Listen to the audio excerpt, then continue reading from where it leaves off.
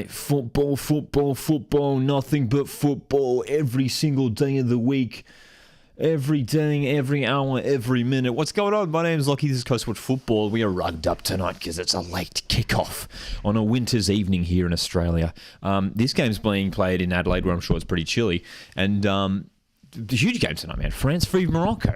And obviously us Aussie fans very excited for this one because the winner of this one will be taking on Australia. And at perfect timing, because we are kicking off in Adelaide. Of course, occasionally the slight delay here on the YouTube stream, so please keep that in mind that we might be slightly behind your streams. But France v Morocco. To decide who will take that final place in the quarterfinals, we saw Colombia defeat Jamaica earlier this evening in Melbourne. Colombia getting that 1-0 victory over Jamaica. Jamaica, great run of the tournament. That was their first goal they conceded in the whole tournament, Jamaica. They were so good. But Colombia, man, topping their group, go through to the quarterfinals. Colombia v England on Saturday night is going to be a cracking game, man. An absolute cracking game. Troy's here, says, hi, Lockie. Hey, Troy, how's it going? My freshman, Barry and Alex. John's here and KFR. Everyone's here. So good to see you guys here for what is, I think this might be the latest start time we have for Watchalong. It's been mixed times. We've had Watchalongs at like 10 in the morning. Like we did the early, this is why I love, tournaments like these. I mean, it's great having it in Australia because all the kickoff times are, when we're awake, right? The earliest one we did was Argentina, South Africa, which was like 10 a.m. My time. And now it's like 9 p.m. So, yeah, man. Yeah. Freshman asks, who do you think would be better for us to win against? For us to win, I assume, Freshman, you're asking there who would Australia want to verse? Like, which would be easier? Out of these two opponents? Well, I mean, the easy answer is Morocco would be easier. Nothing against Morocco, of course. They could certainly cause some trouble for Australia. But we know France are a class side, fifth ranked team in the world, France. And despite that early draw against Jamaica, here come France already early on, getting in behind. France are very, very good performances. 2-1 against Brazil. The big 6-3 against Panama was huge, man. Goals galore. And but, for Australia, what the exciting thing is for Australia? Like, regardless of who we face, I'll be confident in the quarterfinals. Because, if it is going to be France, we know that we've beaten them. We beat France a week before the World Cup started, which feels like ages ago, right? We beat them 1-0 in that warm-up match at Marvel Stadium. So, yeah. Alex says, I want Morocco to win, but I think France. Hey, we'll see. For me, this is probably the most one-sided round of 16 matchup in terms of all the round of 16 matchups. They're all pretty even, in my opinion. This one should be very one-sided. I mean, we think back to when Morocco were defeated 6-0 by Germany in their first group stage game. Oh my gosh. Spencer says, I'm confident Australia will beat both sides playing tonight. I mean, France will be a tough test. I mean, especially seeing, like, if you guys watched the France-Brazil game, which we did a live watch along for that one a couple of weeks ago. France were very good. France were very good against a good opposition in Brazil. So, yeah, it's interesting, isn't it? It's interesting when you look at the way Brazil's shaping up now after a bit of a shaky start. And after that 0-0 draw to Jamaica, we were like, are France the real deal here? But last couple of games, it's been a bit better. It's been a little bit better. But hey, we'll see, man. Morocco, could they cause an almighty upset? They, of course, got through ahead of Germany in dramatic fashion. Remember doing that watch? We were live for that. A lot of you guys were here for that. When was that? It was like Thursday. It was Thursday last week, right? Where we saw Morocco draw to Colombia in Perth. And then Germany draw to Korea Republic. Morocco have only picked up one win this tournament. That came against Korea Republic in their second match day. Hey, Charlie. How's it going, mate? Spencer says, how about them games last night? Oh, my gosh, Spencer. What a night we had last night. We did watch-alongs for both games last night. England-Nigeria was crazy. So tense. So tight. One of the most entertaining 0-0 draws you'll see. Had red cards, had penalties, absolutely everything. Heartbreak for Nigeria in the end. They'll be disappointed that they didn't get it done with an extra player on the pitch. But hey, England go through on penalties. And they will be facing Colombia, who got the win early today. And then, of course, so happy with Australia last night, man. It was, if you saw my post-reaction video, which is out now on the channel, I titled it Gritty Performance. Because that was my main takeaway. It wasn't Australia's best performance. It was a tough match. Denmark were really trying to rattle Australia. They were good for periods of the game, Denmark. But Australia took their chances when we got them last night. And, Caitlin Ford was fantastic. Mary Fowler, unbelievable last night for Australia. And how good was it to see Sam Kerr on the pitch last night for Australia? Just fantastic to finally see her getting some minutes. Will she start next week, dude? I mean, on Saturday. It's an interesting one. I mean, I don't know if she'll be fully fit by then as the ball comes in here for France towards Les Summer. That's going to fall for Dali, who will shoot over the bar. France looking pretty good early on here. I don't know. I don't even know. Now, I might sound crazy, and I'd love to hear your guys' thoughts. I don't know if I want Sam Kerr to start. I feel like this front two of Van Egmond and Fowler is working really well at the moment. That partnership is working well. It's almost like we're playing like two false nines in a way. Two attacking midfielders up through the middle. And then you have, Rasso and Ford, sort of the attacking threats on the wings. And then to bring Sam Kerr, off the bench if we do need to chase a game. I don't know, man. Like, I think if she's 100% fit, you have to start Sam Kerr. I mean, she's the best striker in the world, though. But I've got no problem with our current lineup, starting Van Egmond and Fowler. And I expect that will be the same lineup against either France or Morocco on Saturday afternoon. Yeah, Julian, I'm doing very well, mate. Doing very well. So good to see you guys tuning in here as well. Frenzied Rabbit is here as well. Oh boy, Fortnite Troll says, hey, Lucky. Tried getting tickets last minute, but all the affordable ones were taken.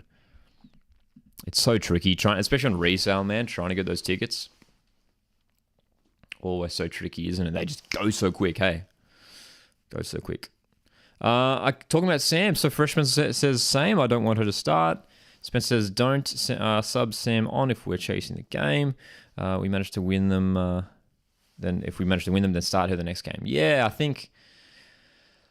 mean, it'll be interesting to see what who goes through here. It might change Tony Gustafson's thinking, but yeah, I think in a semi-final, if we do get through the semi, that's a big game, man. I mean, I think you would have to start Sam Kerr in a semi-final.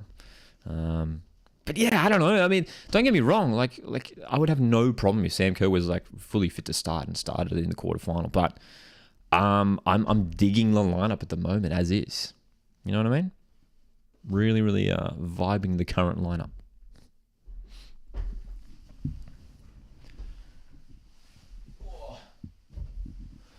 Okay. So, France controlling this game early on here in Adelaide, and looks like pretty much a sellout crowd in Adelaide as well. Their final game for the tournament, Adelaide, they've hosted some pretty good games at this tournament. They hosted England v China on the group stage, Brazil, Panama. Plenty of goals scored in Adelaide across this tournament. And a big round of 16 match-up here. At half-time, we'll be playing Griddle as well, which is the A-League player guessing game. So make sure you stick around for that at half-time. Les Sommer trying to get in behind for France.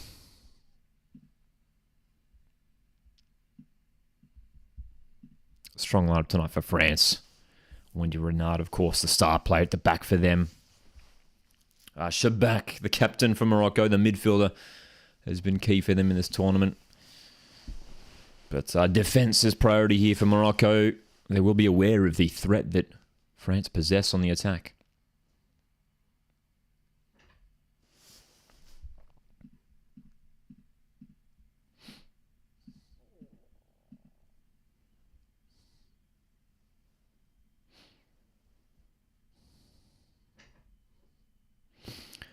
Spencer says, I'm back-to-back 9 out of 9 on the Griddle. Nice, man. What did we get yesterday on Griddle? I think I got 7 out of 9. 7 out of 9. Yeah, I've been a bit inconsistent in the past week on Griddle. But hopefully we do better tonight. Poor giveaway by D'Almeida there at the back for France. And Morocco can try and launch their first attack of the game here. Players on the bench. I've got the blankets out. Chilly night in Adelaide. Hey, Siri. What's the temperature in Adelaide right now? Here's Adelaide. Yeah, tell me that. No, it's just like you brought it up on maps. What's the temperature in Adelaide right now? It's currently 12 degrees in Adelaide. There you go. I guess that's not crazy cold, but it's cold. It is cold.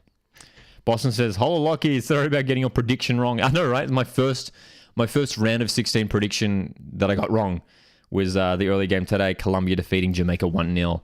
I did call Jamaica to get the win there, but Colombia getting the job done. Blake's here as well. How's it going, Blake? Fortnite Troll tuning in from Adelaide says it's freezing here in Adelaide for me. What's the temperature here where I am, man? It's 13. 13.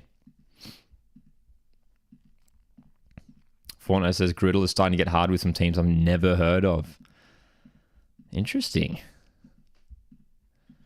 Yeah, we had New Zealand Knights, North Queensland Fury, who, to some viewers, maybe some of the younger viewers that might not be familiar with those teams. New Zealand Knights were in the A-League competition for the first few years, and then ceased to exist after that.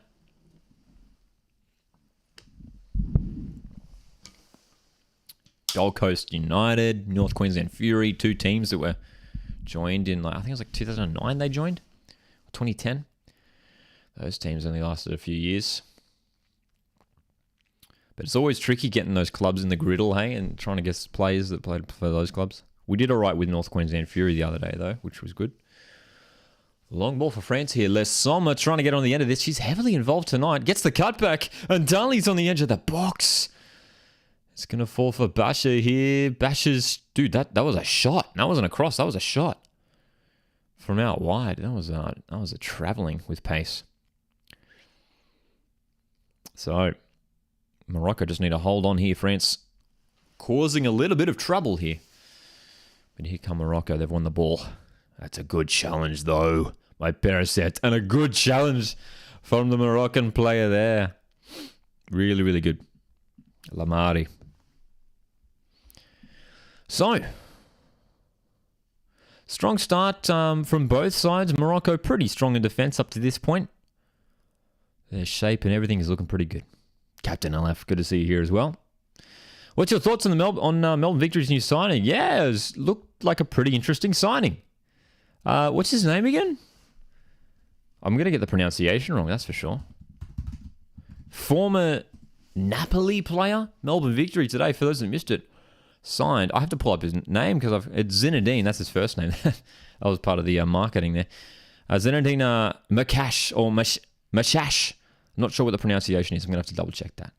But might be Makash or something like that. Looks like a decent signing, man. Really, really cool. French-Moroccan attacking player. 27 years old.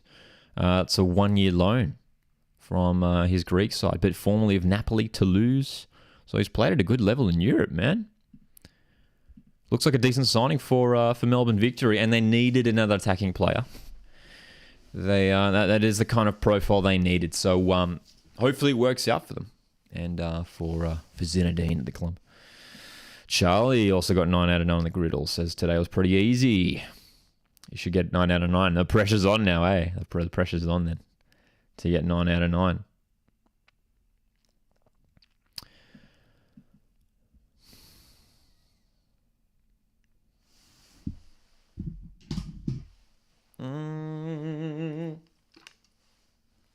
Stay hydrated, kids.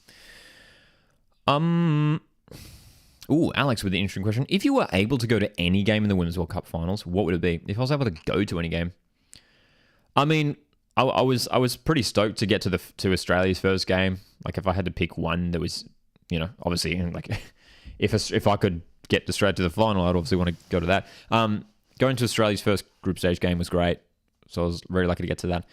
But if I could have been at a game, it would have been crazy to be at Sweden, USA, the round of 16 match the other day. Just for that insane finish. What other games would have been good? France v Brazil in Brisbane would have been pretty fun. Yeah. It would have been cool to have been at Australia-Canada. Australia's big 4-0 win in Melbourne. Nice play down the left here. Katshawi overlapping and delivering. Tiani! Well worked by France. And they take the lead. The goal was coming. Nice move down the left. Katshawi's cross. Diani's header. 1-0 France. As it stands, it's an Australia-France quarterfinal on Saturday afternoon. So, Morocco exposed in that right back area. Let's have a look at this replay. Look at Katshawi here. Just a 1-2. And they got him behind. Really nicely worked. And then just poor defending. I mean, how is Diani allowed a free header like that? The move down the left was great, but there has to be defenders that they've completely... Goalkeeper's absent. Look at the space that French striker Diani has in the middle. That's remarkable. He can't defend like that against a team like France. And I'll tell you what, we'd love to see Moroccan come back, but I think the truth of the matter is that will be the first of many goals tonight for France. First of many goals. Freshman says, what an amazing start for France, and what a goal. Very nicely worked, hey. No, Spencer, I am not going to the final as it stands. Certainly we'll be doing a live watch along, that's for sure.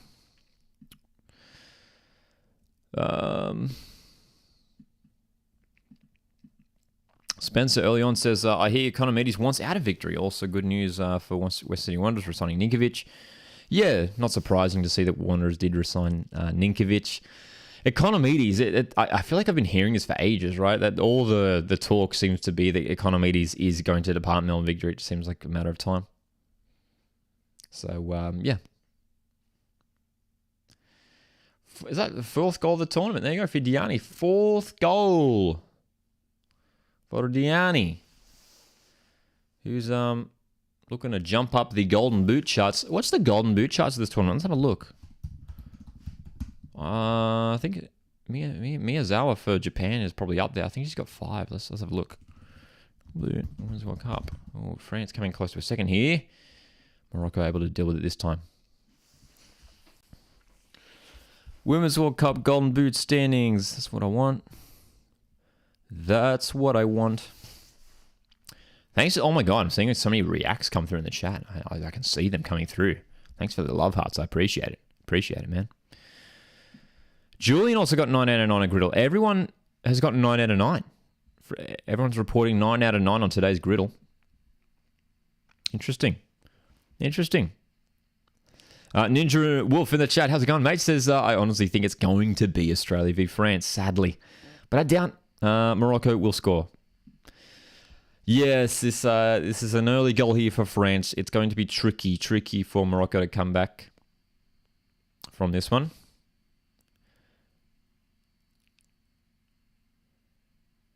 Ball over the top here. Morocco looking to make inroads down the left, but easily cut out by Wendy Renard.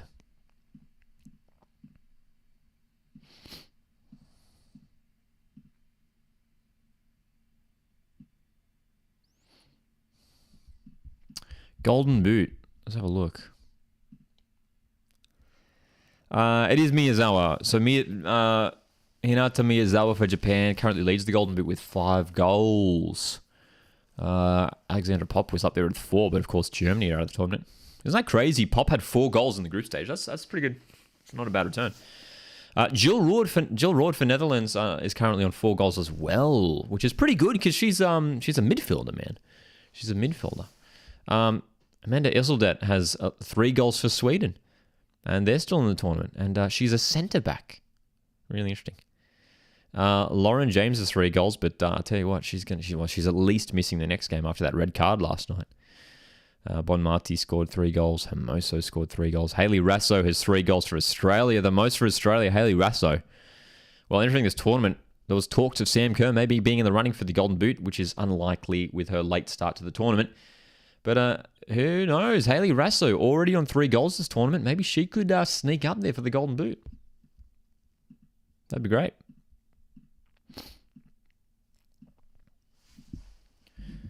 No worries, Boston. Have a good night, my friend.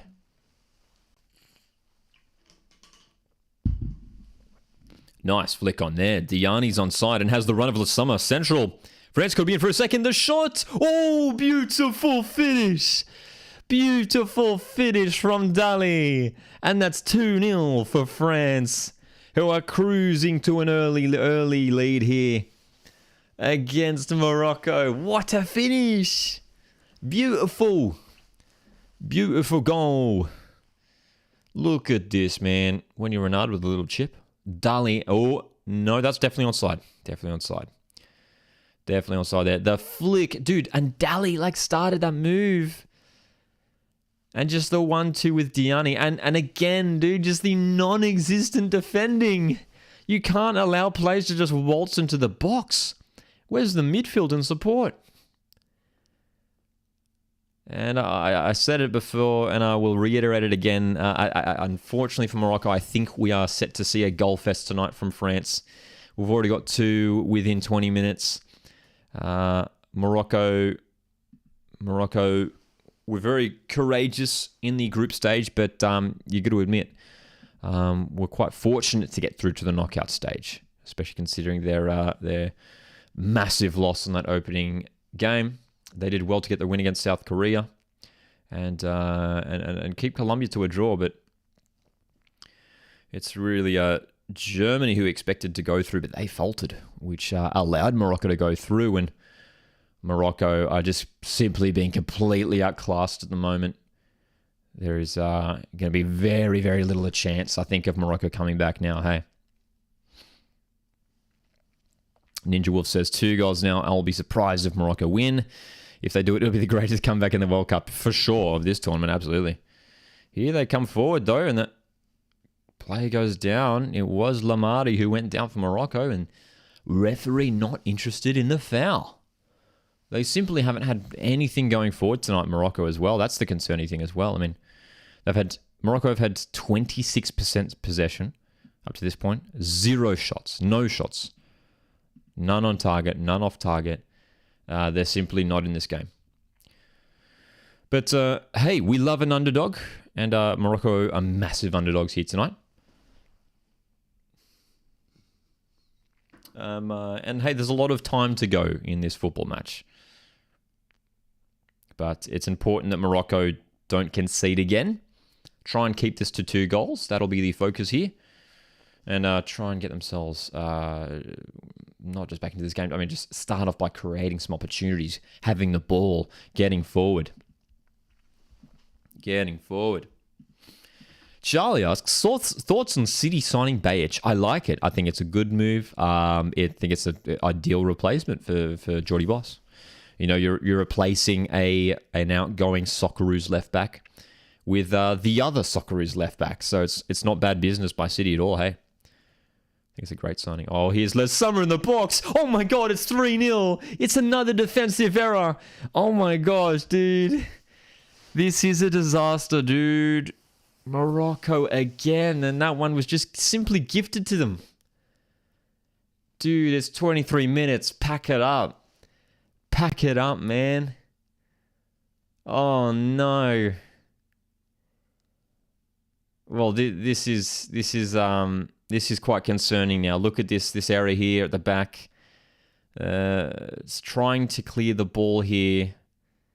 And it's just rolled straight into the path of Lesoma. Again, defenders not reacting to that ball quick enough. And again, look at the space for Lesoma here. Look at the space. Look at Lesoma just hanging out in the box. This is... I will say, I've watched almost every game of this tournament.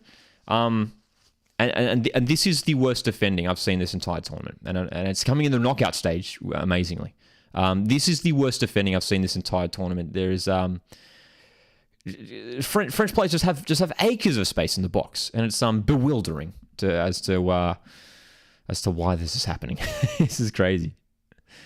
This is crazy. 3-0, man. 3-0. Alex says if they keep playing this, it'll be like 10-0. Legit, man. Legit.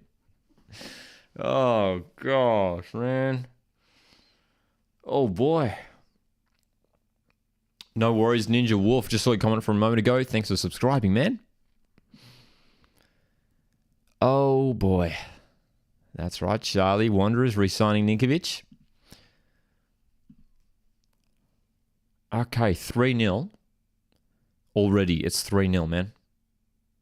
How many are we going to see tonight? How many are we going to see? Thanks for punching these reactions through as well. The love reactions, I appreciate it. Don't forget, you can also send through super chats here to the live stream. Super chats go a long way to supporting the channel, helping me continue to make content here at Coastwood Football. Les Sommer, look at that, 91st goal for France, which is a national record according to the broadcast. National record. What a moment. What a moment for Eugene Les Sommer.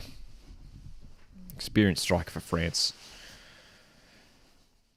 And unfortunately, this is just simply going to be a very one-sided match. It's now going to be a question of how many goals can France score tonight.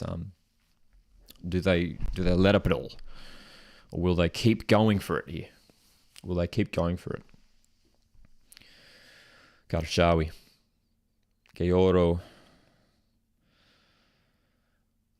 Morocco.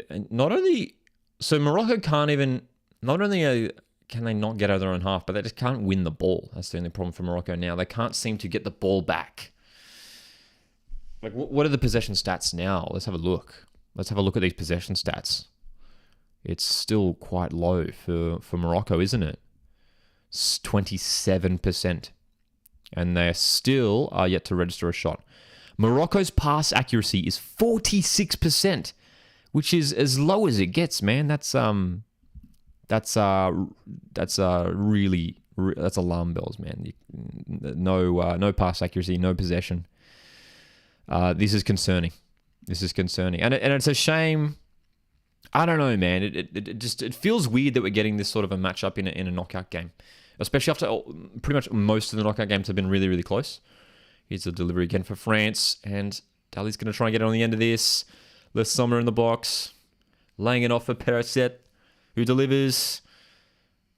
At least there's more defenders in the box now for Morocco, which is a positive for them. Positive. Thanks for going live in the stream last night, Coastwatch Football. No worries, Kurt. Thanks for tuning in. Kurt, saw you in the stream last night. Good to see you here as well tonight, my friend. Hope you're doing well. Morocco. France are just winning the ball back instantly, man. France are winning the ball back instantly. Every time Morocco can get it, our French players on them straight away and they win the ball back. I just can't have anything here. Charlie says Morocco's possession percent is 14.3%. Wow. 14.3. So it's 3-0. If you're just tuning in, you've missed 3 goals to France. This has been a completely one-sided match.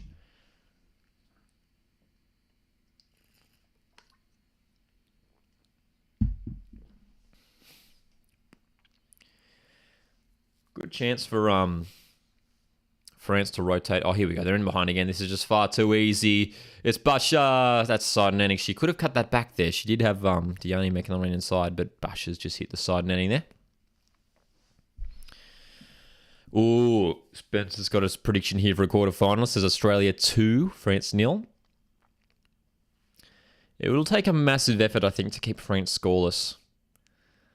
I think, a couple of goals against Brazil, 6 against Panama, already 3 here against Morocco.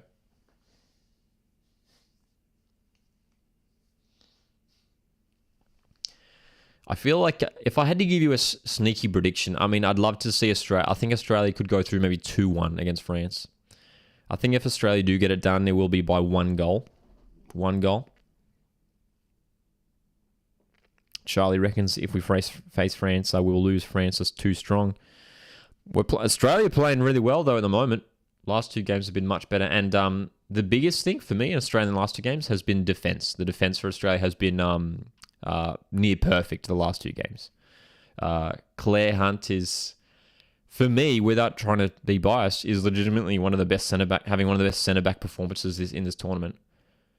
Out of all the nations, Claire Hunt has not made a mistake this entire tournament. So I don't think it'll be a straightforward result for either team in a Australia-France quarterfinal. But we just can't forget the fact that Australia defeated France in that World Cup warm-up match just a few weeks ago, where look, France had chances to score in that game, but again, Australia were defensively solid. Here comes Morocco. Ooh, well, almost an opportunity to break through there, but Wendy Renard able to deal with that pretty comfortably in the end. Basha, good touch here. Can she keep it in play? Good challenge there. And it'll be a throw in here for France. As Charlie's saying, for a 3-1 France win against Matildas. Freshman's predicting 4-0 France in the 38th minute. We'll keep an eye on it, eh? Half an hour of football played in Adelaide. France 3, Morocco 0. Is there any way back for the African nation?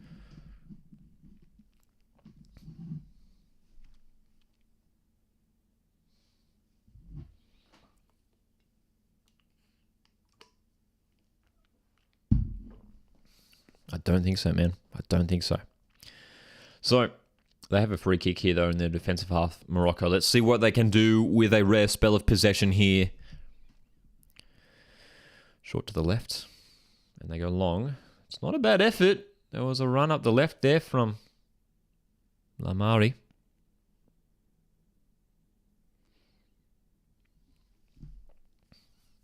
So Morocco in opposition territory. And they give the ball away within 2 seconds. And here come France.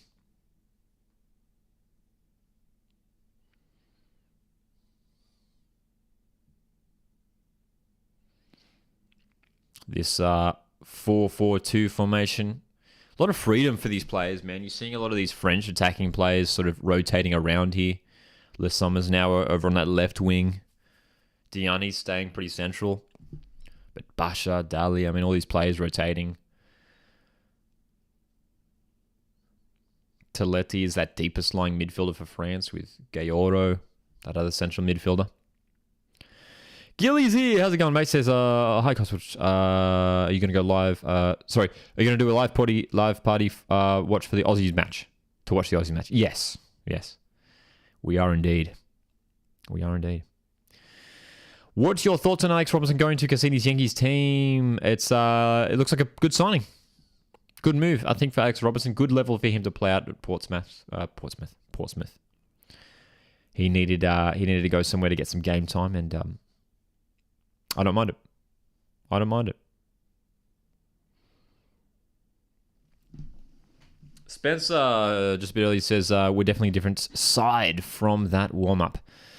We have a new formation and everything. I'm still confident Australia will be defensively ready. 2-0 win for Oz. Similar goals in the counterattacks.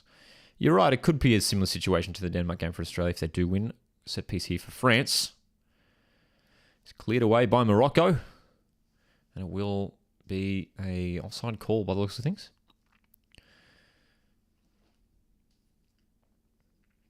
Do we know what's happening with Garang? Nothing. We don't know what's happening with Garang at this point, unfortunately. Thoughts on the new Melbourne Victory player? I like it. It looks like a promising signing, an attacking player who has played at a good level in Europe. And it's an area of the field they needed to recruit in, Melbourne Victory, so important signing for them. I like it. I like the signing. Alex's final prediction is Australia 2, Japan 1. I tell you what, I could totally see that being the final. Australia-Japan. Gayoro, nice little run here, but we'll lose the ball. Committing the foul. Advantage for Morocco, who have space down the right. Cutting inside. Nice. And just the execution now on that pass was completely lacking. He recently signed for a Dutch team. Is that true? That has escaped my watch. Has Garang signed for a Dutch team? I know he was linked to a Dutch team. I wasn't aware that he had signed. Let's have a look.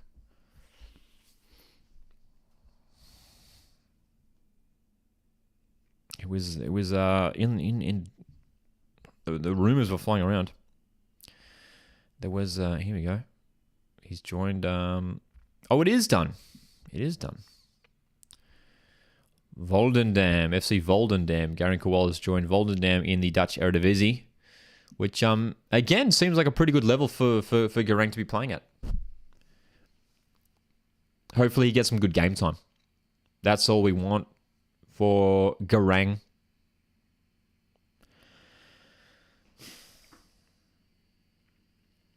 Spencer says, I see Australia versus Japan or Spain.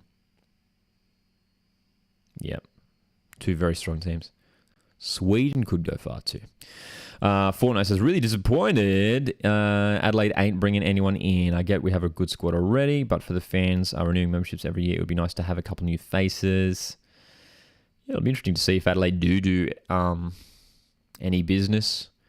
They're one of the few sides in the competition that have barely let anyone go. So we do often see, often like almost half the teams in the competition go through a bit of a rebuild. Let me have a look here. Yeah, the only outside Adelaide I've had of one day Blackwood, Kasumovic, and Nathan Amanatides. Kasumovic and Amanatides were basically youth players. So essentially, Adelaide haven't lost any first team, starting players. It does appear to be the same starting 11 that they'll be running. So I don't think Adelaide will sign another striker. I think, when you've got Jovanovic coming through as backup to Ibisuki, maybe another midfielder, with one day departing. Maybe another midfielder. They've got Isaias in that position who I think is past his best. Louis Dorigo is a fantastic player. And I don't think they've already signed him yet, Louis Dorigo. That's the only thing. So that situation is still up in the air. So maybe a midfielder for Adelaide. But yeah, when you look at all the teams, like if you go, I'm on the Keep Up website, which has all the ins and outs. They're the team that has the least amount of outs, Adelaide United. The least amount of outs. Many A-League teams have already gone through massive rebuilds. Western Sydney Wanderers have lost a lot of players. Western United have seen a lot of players go as well. Perth Glory have had a lot of players depart. But yeah, it's an interesting one at Adelaide. They aren't interested in doing much change this season, which is fair enough, man. I've seen that sentiment from a few Adelaide fans, and I don't know, man. Like if my team was, finishing in that top four, I wouldn't want too much change. Morocco winning the ball in the middle of the park. Can they capitalize? Again, that execution is completely lacking, man. They get the ball in a great position, and the pass is way offline there. Aussie is here as well. Hope you're doing well, Aussie. Good to see you here. Fortnite says, Calvert said Dorigo's looking for a new club, but if he can't find one, then he will stay. Interesting. That's an interesting situation then. He's good enough for sure to be playing it in Europe, Louis Dorigo is one of the best young midfielders in the league. That's for sure.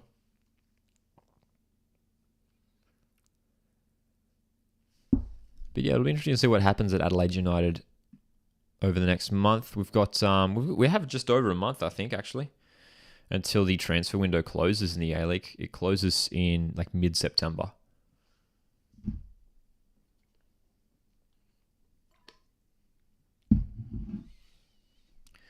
So, hey, not long to go in this half, man. Not long to go in this half. 3 early goals for France. But in the last 10, 15 minutes, it's cooled down a little bit. Not as many chances for France. And but it almost seems inevitably here. And Morocco, the Moroccan players almost seem aware of it too, as if that their fate has been determined already. They know it's going to take a monumental effort to get back into this game. Do you think Caleb Watts will be a great signing for Adelaide? He seems like an Adelaide player. It'd be an interesting one, wouldn't it? Caleb Watts over there at Southampton. Any updates on A-League fixtures? Not that I've seen, dude. I was trying to do more, research on it today. Nothing, man. Which is really frustrating. I mean, hopefully we get it just any day now. There's no indicate. I mean, there was word like a month ago on Twitter that we were going to get the A-League fixture. What I read was late July, early August. I was initially reading late July. That has obviously come and gone. Today's the 8th of August, right? Today's the 8th of August, and we're still no A-League fixture. The A-League fixture last season was released the 28th of July, and today's already the 8th of August. So already it's coming in much later than what we got it last year. So, yeah, I mean, I'd expect that we'd get it within the coming weeks. It must be within weeks now, surely, the A-League fixture. We're coming up to just 2 months out from the start of the season. So, yeah, they're cutting it kind of short, hey. Usually we do see it pretty well in advance. I did see that, Gilly, yes. Gilly says, did you see that the Aussie v Denmark match had more viewers on Channel 7 alone than the State of Origin and the AFL Grand Final, not counting people watching at watch parties and on Optus. It is fantastic. Millions of Australians tuning in to watch the Matildas last night, which is fantastic to see Aussies getting behind the goals. Here comes Basha inside the box for France, and it's cleared away. Good run, but it's going to fall for Taletti, whose shot just trickles wide to the left. Good play there. Good play there down the left from Basha.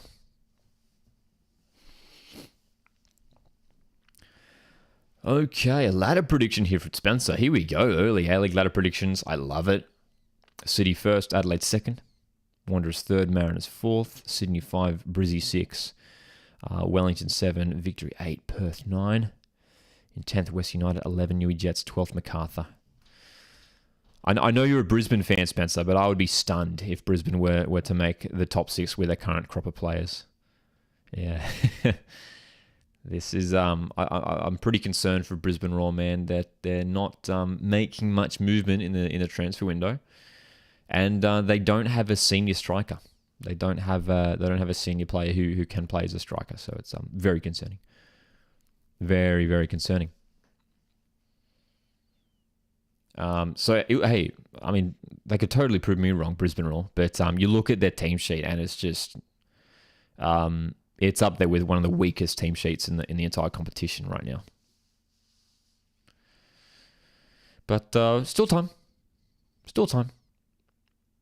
I agree with you, Fortnite, who says I think people are really sipping on Western. Yeah, man. I mean, I don't think people realize how big of a signing Daniel Pena is. I mean, he was one of the best players in the competition 2 years ago, and he's gone to Western United.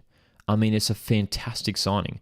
And then they picked up one of the best international attacking midfielders we've seen in recent years as well in Ricky Danzaki. It's a great couple of signings. They need maybe one or two more good defenders, Western United, and they could be serious premiership contenders. Did you see the new League On? See the League On new logo? No, I haven't. Let's have a look at it now. Is there a new logo? New League On logo. I'm having a Google. Can't see any new League On logo. That appears to be the same one, to my eyes at least. Like the green and blue and white thing.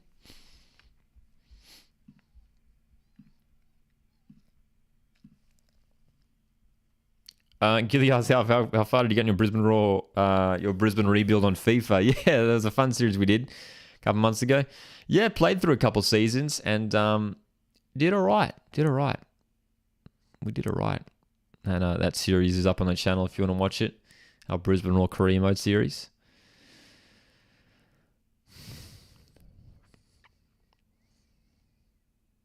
Nama asks, do you think after the World Cup there will be more fans at the A-League than before? I get asked this question a lot. And hey, I mean, all I can say is I hope so, right?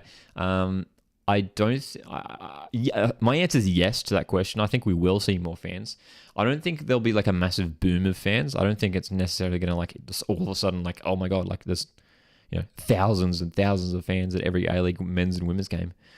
But the interest will be there now. The awareness that there's real quality in the Australian leagues, both men's and women's, and I'm sure there will be a peak. There will be some sort of interest, newfound interest from a lot of fans in the domestic competitions in Australia. Surely, right? I mean, there has to be. I mean, you just look at the numbers that are tuning in for these games. There will be interest now for people to watch football games regularly in Australia. And that's just my hope as well. That's my hope as well, right?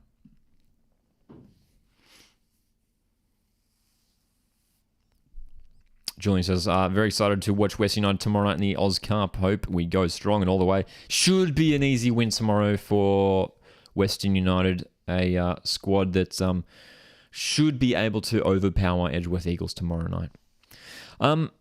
3 minutes of injury time here in Adelaide. France 3, Morocco 0. What a performance so far for France. Morocco just simply not able to compete with the European powerhouse. Oh, here's Charlie's ladder prediction. I love these early ladder predictions, man. Adelaide first. I don't mind it. I don't mind it at all. Coast in second, Sydney third. Interesting. Fourth City, fifth Brisbane, sixth Western, seventh Victory, eighth Wanderers. Ooh, that would be a big slip, wouldn't it? Ninth Phoenix, 10th Perth, 11th Jets, 12th Macarthur. That's a fascinating ladder prediction. There, Charlie. I don't mind Adelaide in first. I could totally see Adelaide finishing top. Wanderers in eighth is the fascinating one. I don't think you could... I mean, you might not be far off there. I mean, Wanderers have lost a lot of players. I don't know if you guys saw it. A few weeks ago, I did an early A-League ladder prediction video. And... I did call Wanderers to finish towards the top again, but that has already changed with just the number of players that they've lost. I mean, losing Neuenhoff, losing Machella, Laiuni, Amalfitano, Schneiderlin, Yengi, a lot of key players. Traore, I mean, all these guys have left Western Sydney Wanderers, so it's most of that starting 11 has departed the club from last season. So I think Wanderers might slip now. Yeah. I think it might slip. Oh, almost a giveaway at the back. Tiani sneaking in and goes down, asking for a pen. There's the offside flag up. I think it might be. France almost sneaking in for number 4 there.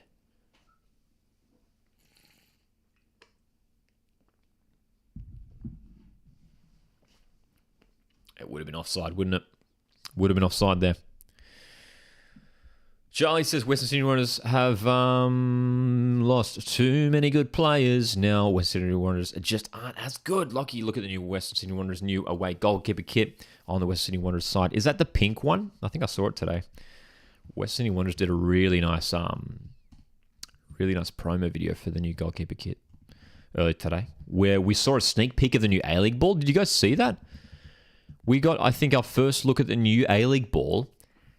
Just go to the Western Wanderers socials, and there's a couple frames where you can see the new A-League ball, and it's quite different. It's a cool design, man. It's a really, really cool design. Let's have a look at these goalkeeping kits here, though. Bringing the heat. They were nice, though, hey. Very, very nice goalkeeper kits from West Sydney Wanderers. Aussie says, got 7 out of 9 on the Griddle today, choked on top right and bottom left. Of course, we will be playing Griddle in just a moment. It is halftime in Adelaide. That is France 3, Morocco 0. Can Morocco make an almighty comeback in the second half? It is highly unlikely, unfortunately. France, they've just been too strong and should be able to cruise to victory here. But this is the final round of 16 match. Couple days off in the Women's World Cup, and then we are back on Friday. We've got some juicy, some truly mouthwatering quarterfinal matchups coming up this weekend. And feel free to drop your predictions. I'll read them out here in case you're not aware of the matches we have coming up. So, there's 2 quarters in New Zealand and 2 quarters in Australia. The New Zealand ones are Spain v Netherlands. That's the early kickoff on Friday. Spain v Netherlands. That is going to be That has the potential to be one of the all-time great Women's World Cup games. Two sides in top form. That is so hard to call. I'm going to go Spain just. I'm going to go Spain just in that one. But I tell you what, Netherlands are crazy good, man. I saw them in person on the weekend. Defeat South Africa in Sydney. Matchday vlog is out for that one on the channel in case you haven't checked it out. Japan v Sweden is the other quarterfinal in New Zealand, and that'll be a good game. But I think Japan will be too strong once again there. I think Japan will be able to get over Sweden there. So I can see a Spain-Japan semi-final. Spain-Japan semi-final. And then, of course, as we know, we have England-Colombia on Saturday evening. That game's being played in... I think it's being played in Sydney, isn't it? It is. Yeah, it is being played in Sydney. Stadium Australia for that one. And then we have Australia. Australia taking on, most likely, France at this stage on Saturday. So, wow, man. It'd be cool to see Colombia get up over England, but I think England will be too strong for Colombia, man. I think so. But yeah, so much semi-finals. I'm going Spain-Japan for the first semi-final. And hey, look, I think it's going to be England, and fingers crossed Australia can get through. We'll see. We've got some more lineup predictions in the chat. Let's have a look. Julian says Western in first. Victory second. Wow, that's a big call. Mariners in third. Wanderers fourth. Sydney fifth. Adelaide sixth. Jets 7th, Wellington in 8th, 9th Brisbane, 10th Macarthur, 11th. Julian's left me on the edge of the seat. Oh, sorry, Julian, I'm reading this backwards. Sorry, you're putting the teams first and then the numbers second. So City first, Western second. Gotcha. Because for a second I thought you were going to put City last. Fortnight's prediction here, as an Adelaide fan, says Melbourne City first. Wanderers second, Mariners fourth, Western, Adelaide, and Sydney making up the top six. Victory to finish outside in seventh, Perth, Macarthur, Wellington, Jets, Brisbane. I don't mind that. I don't mind that prediction. Man. I think I trust Adelaide to finish a bit higher than that. I think that will stay top four. Troy says it's going to be Western, Wanderers, Mariners, City, Adelaide, and Sydney in that top six. Victory, Macarthur, Perth, Wellington, Brisbane, Newcastle. Interesting. Most people seem to be predicting similar sort of top sixes and bottom sixes in terms of like there's sort of a set group of teams in the top six and then a bunch of teams in the bottom six. And a lot of people seem to be putting Western in that top six and Wellington dropping out into the bottom six, which is interesting. And I would agree with. That was what I did in my early letter prediction too. Mexicana Doritos. I think I've had them before. They're all right. Mexicana Doritos, man. Oh my God, dude, Griddle. I almost forgot. We're meant to do halftime Griddle, ladies and gentlemen. For those that don't know, Griddle is a really, really fun game for A-League fans. You can play at griddlegame.com. It's an A-League player trivia game. We're going to pop it up here on the broadcast in just a minute. And we're going to get underway with this one. Aussie's ladder prediction is Mariners top, followed by Wanderers, City, Adelaide, Wellington, Raw. Okay. Sydney, Victory, Jets, Western, Perth, and Macarthur. Interesting, Aussie. Interesting. So Wellington to stay in the top six. Western to slip down. Interesting. Okay, Griddle time. Time to test my A-League knowledge, ladies and gentlemen. What I'm going to do here is I'm going to cover the chat so I cannot see thy chat. That is just to avoid any sort of unfair advantage and just make sure no one's throwing any answers in there. Check it out, though, man. Funk Soul Brother, right about now, it is Griddle time. Okay, this one does look pretty easy. A lot of you guys were saying you got 9 out of 9, and okay, first of all, let's have a look at the stats, because I like to know where we're at. And here's how the stats look. So we've got 5s in the 8 and 9. We've got 3 in the 7s, 2 in the 6s. And this one does have a hard rating. Not many keepers have got 10 plus clean sheets. Wow, okay, interesting. Okay. How good's hydration, man? It's great. Okay, let's go, dude. Let's do this. So I can't see the chat right now. I will be reading the chat after I finish this game. Let's play Griddle here live on stream. I'm going to start with Liam Reddy here for 10 plus goalkeeper clean sheets for Perth Glory. Surely he's up there. 35 clean sheets for Glory. There you go. Liam Reddy, of course, was part of that successful season for Perth Glory where Tony Popovich was there and got them to the grand final in 2019. 10 plus clean sheets for Brisbane Roar. We love Michael Theo, one of the great goalkeepers in A-League history. Michael Theo, 42 clean sheets for Brisbane Roar. And 10 plus clean sheets. We're going to go Matty Ryan here. We're going to go Matty Ryan. Helped Matty Ryan? No, it might be Matthew Ryan. There you go, Matthew Ryan. Helped Central Coast Mariners claim the 2013 A-League Championship. Matthew Ryan. Okay, and oh my goodness, it should be pretty easy from here. So, let's, what are some of the harder ones? The middle one there. Okay, these are ones I find easier, finding players who have played for sort of like similar clubs. Where should we start? Let's go Newcastle and Glory. Bunch of players there. Let's go Daniel Steins, one of my personal favourite players in the A-League. I think Daniel Steins is a fantastic talent. Player who has played for both Newcastle Jets and Brisbane Roar. Bunch of players there we could go for. Let's try and go for some... actually, I backfired the last time I did try to go for the niche picks. But let's go Connor O'Toole.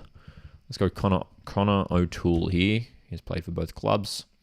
Mariners and Jets. Let's go Jair. A lot of you guys always mention Jair, and I always forget about him. I just forget he played for the Mariners, man. Let's go for a player who's played for both Sydney and Perth Glory. There's probably some real good ones in there. Sydney and Perth Glory. Let's go Nikolai Topper-Stanley. I'll tell you what, let's make it more interesting for ourselves. Let's go Brandon O'Neill. We'll go Brandon O'Neill there. And then Sydney, Brisbane. Sydney FC, Brisbane Roar. We could go Dimitri Petrados there. But I feel like I've used Dimitri Petrados a lot in this game. Here's some other players that have played both Brisbane and Sydney.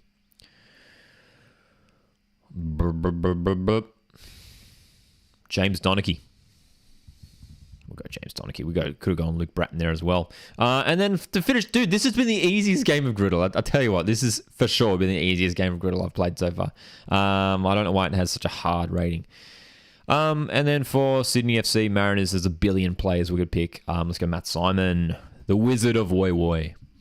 The easiest round of Griddle I've played so far, ladies and gentlemen. That was a bit too easy. Okay, easy. Do you guys have any interesting answers for that? Let me know. Charlie had Santa Lab, nice. Liam Reddy, Topper-Stanley, Bratton, Young, Chapman, nice. That's a good shout. Connor Chapman, very good. And Matt Simon, Vukovic, Boogar, nice.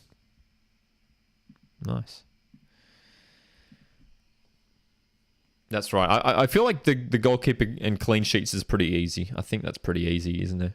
It was quite easy. Julian had Amini. Nice. That's a good pick. Reddy, Elsie, Parsons, Young, Champness. Champness is a good shout. And then Caceres, Vukovic. Mario Chabal. Oh my gosh. Julian pulling out the Mario Chabal. Probably only made like 1 or 2 appearances for the Mariners at his time at the club. Mario Chabal. That's a mighty niche pick. What was some more niche pick? Oh, Sam Gallagher would have been a real niche pick there. Jake Adelson would have been a juicy niche pick as well. Wait, what? Bernie Abini? Oh, he did play for Jets, didn't he? Bernie Abini played for Newcastle a few years ago, didn't he? Is that right? Did Bernie Abini play for Newcastle Jets a few years ago? Yeah, 1 season. That's right. Only played 6 games. Dude, that totally escaped my brain there for a second. I was like, Bernie Abini for Newcastle Jets. He was there for a year. Isn't that weird? Bernie Abini getting around a lot of the New South Wales clubs. Quite a few players there who have played at both sides of the F3 Derby. Let's have a look at some more Jets Brisbane players here. Ellie Babal. Interesting. Jade North, oh yeah. Jacob Pepper. Scotty Neville, Dane Ingham. Mitch Oxborough. Interesting. Sydney, Brisbane. Not as many as I probably would have thought. I thought we might have had more. Coffee Danning, I recall him. Yeah, Luka Ivanovic, of course. Corey Gamiro. And, of course, Alex Brosk. Even though he is well regarded as a Sydney FC legend, he did start his career at the time, Brisbane Roar were named Queensland Roar back in the day. Back in the old good days. Back in the old... Before the dark times. Before the Empire.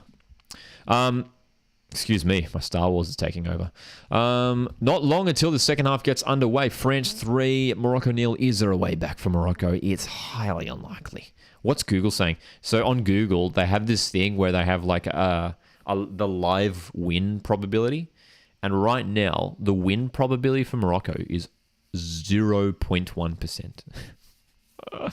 Goodness me. When do they start again? The match should be back on within a matter of minutes, I imagine. We've been in the halftime period for about 12 or so minutes now. Spencer's Griddles. Let's have a look at Spencer's Griddle picks here. O'Neill, Reddy, Ingham, nice. Parsons, Theo, Matt Yerman. Mitch Austin, very good. Vukovic and Bahagia. Very good indeed. Very, very good indeed. Some good picks there.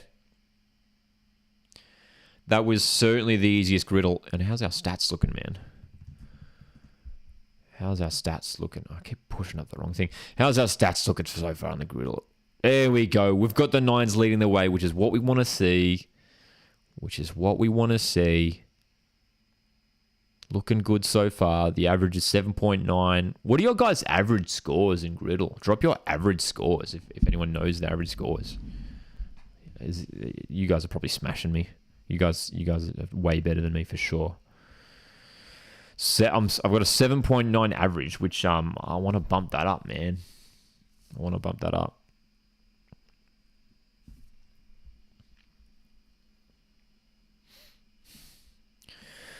What's your favorite type of music and favorite song? Mine is Stand By Me by Oasis. Favorite type of music? I listen to quite the range of music these days. Probably pop if I had to pick.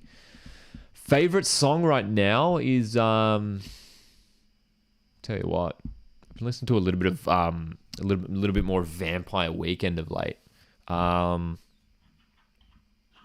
This Life by Vampire Weekend is a great song. Great song.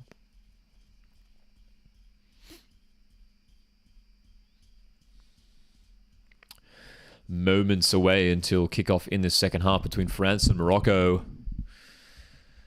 Who will we see take on Australia in that quarterfinal match?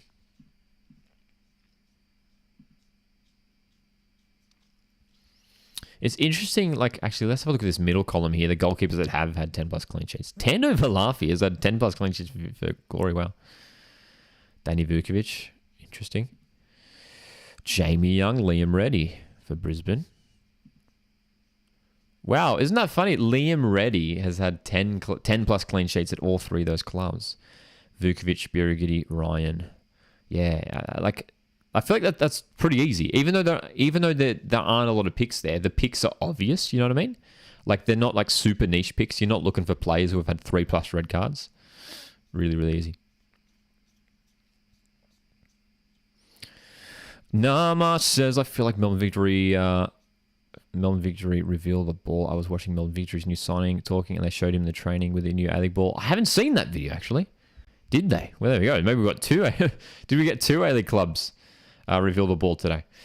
Players out for the second half in Adelaide. Here we go. Can Morocco make an almighty comeback here, or are France set for a big victory in Adelaide tonight?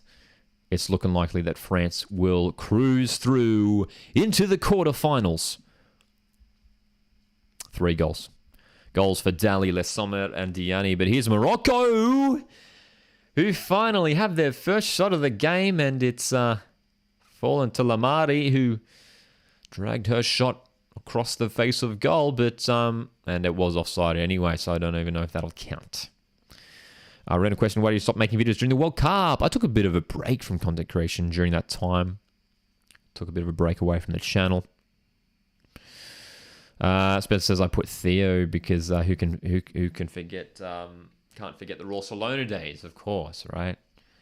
Michael Theo. On his day, Michael Theo was one of the best goalkeepers in A-League history. He was fantastic.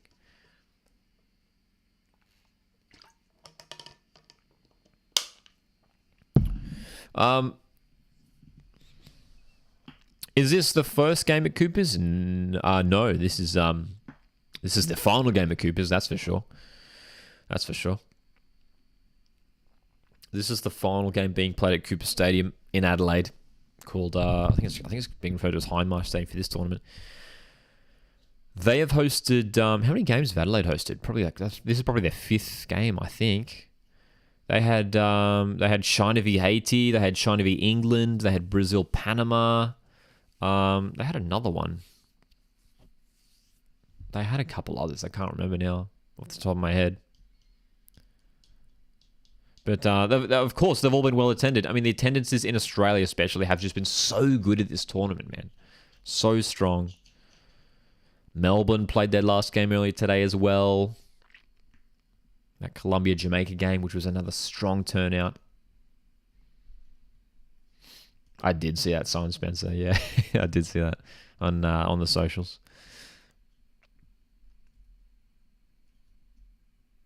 That's right, Compact. French-Moroccan and victory. Zinedine Makash. Mashash. I gotta get the pronunciation right, man. Does anyone know the pronunciation? Is it pronounced Makash or Machash? Machash just doesn't sound right. Mashash. Machak. Makash. Troy says, can't wait to see Spurs this season with Ange in charge, Lockie. You must be pumped. I'm an Arsenal fan, but I'll be keeping a big eye on Spurs. Very excited indeed. Not just as a Tottenham fan, but just as an Australian fan. I mean, just Ange. I just want him to do well, man. I want him to start life strongly at Tottenham in the Premier League. And, of course, the Premier League is starting this coming weekend. Eugene Lasummer. Dispossessed of the ball. Can Morocco break away here?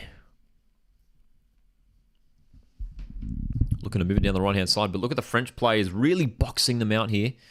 They're still going here, Morocco. This is well done to maintain possession. And that's a great pass. Morocco, we're in. Oh, my gosh. Still on, and it's just out of play. Oh, that was a beautiful pass from Uzari. The right midfielder for Morocco. Oh, what a ball. And they were in, but the French goalkeeper getting in the way there, man. Wow. That was not bad, man. Hey, Morocco are up for this, dude. This game's not over. Morocco are up for this. They know they're down 3 goals. But couple half chances here for Morocco early on.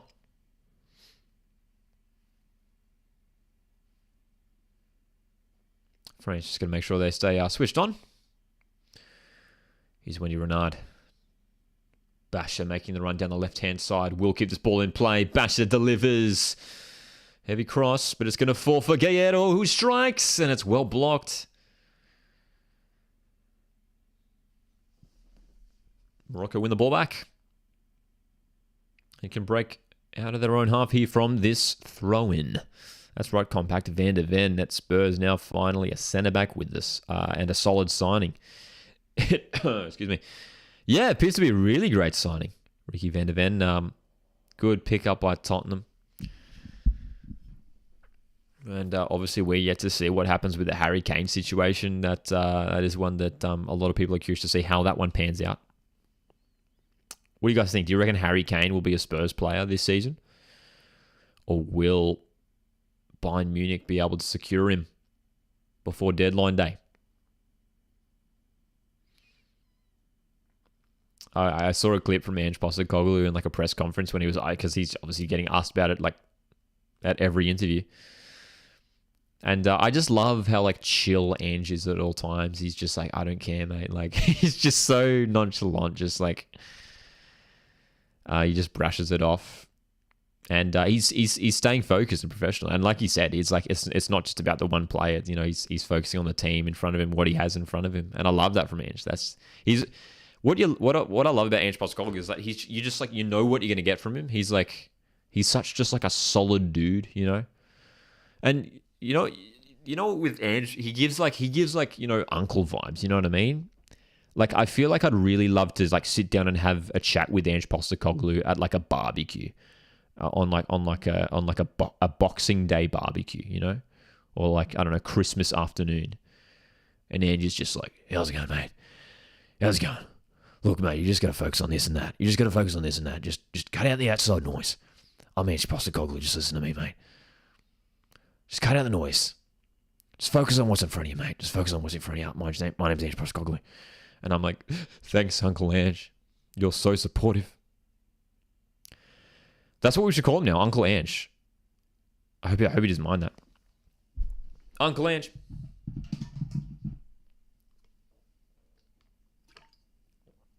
Don't reckon he'll go to Bayern, says Troy. Gilly says Tottenham have turned down all Bayern's offers, and they are no longer in negotiations with Bayern, so no, Harry Kane won't leave. Comeback says, not sure I've seen that they have rejected Bayern's final bid, supposedly.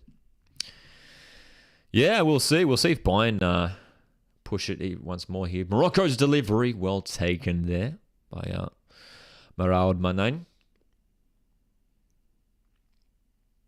But yeah, it looks like Harry Kane is set to be a Tottenham Hotspur player. That's right, Troy. Very chill and commanding at the same time. That's it though, right? Like you never see Ange like raise his voice or like get angry. But the way he talks, you could tell he's very focused and he's very sort of strong in his ideologies and his it is which is great, you know, which is awesome.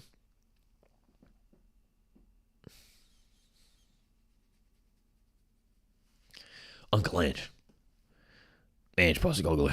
I'm the manager of Tottenham Hotspur. Look, mate, I've been successful wherever I've gone. Mile Jedinak. Stoked. I mean, how good is that as well? I mean, we can't forget Mile Jedinak at Spurs at the moment as well. Hey.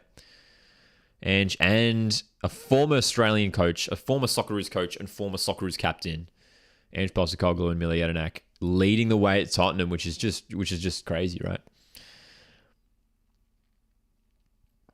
Have you watched the 60 Minutes on Ange? I haven't. I didn't even know he did a 60 Minutes episode.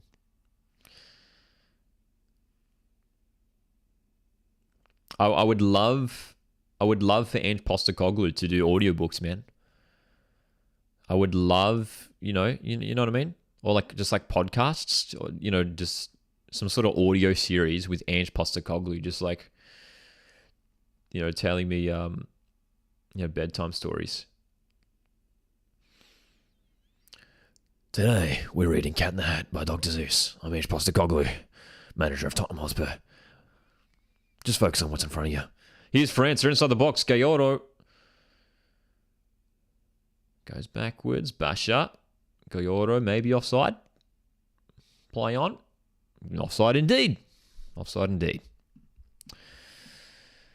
Okay. Yes, compact. Yeah, I mean that's the key thing with Ange Postecoglou. Yeah, very, very. He likes to get close to the microphones. That's for sure. He likes to get close to the microphones. That's the thing, though. He's got like a really nice sort of like whispery, like raspy voice. Ange Postecoglou.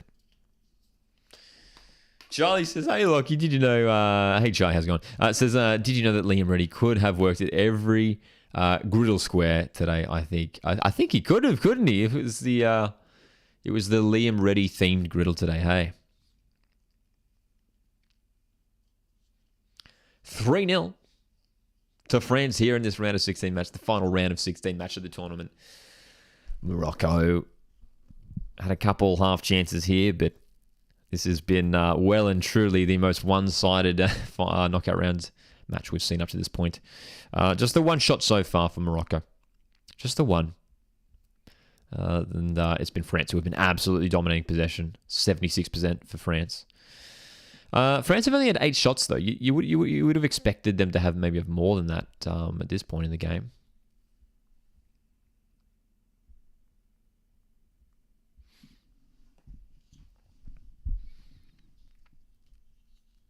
Perisic, Toletti, Diani loses the ball. Morocco clear. And Lamari's chasing this, but De Almeida will head it back to the keeper. Wow, there we go. Aussie says he did it so Reddy could work in every square since it's the guy's birthday who runs it. There you go. The Liam Reddy Griddle. Eugene Le Sommer down here on the turf. And it's the first yellow card of the evening for Ait El Haj. Strong challenge on Eugene Le Sommer. Oh my God. That is one hefty challenge. Ait El Haj had no intention of winning the ball there and just wanted to wipe out Eugene Le Sommer, and she did her job. And that is most certainly a booking. Most certainly a booking, man.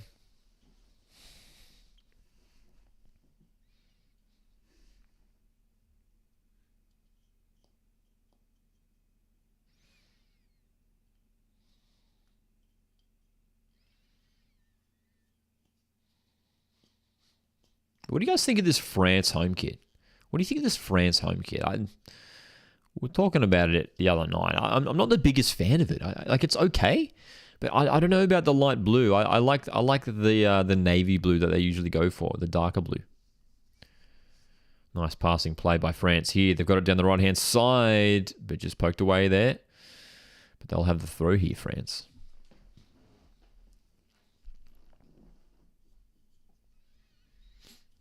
I don't know about this France home kit.